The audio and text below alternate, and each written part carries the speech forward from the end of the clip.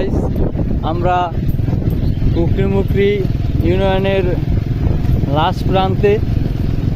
এখানে আপনাদেরকে আমি দেখানোর চেষ্টা করছি, এখানে অনেক বানর, হরিণ এবং শিয়াল থাকে।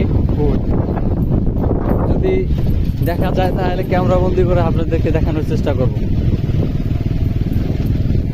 আপনারা আমার সাথেই থাকুন, পুরো ভিডিওটা দেখুন মনোযোগ সহকারে। অনেক বানর আছে। আমরা বিকালে ঘুরতে আসলাম।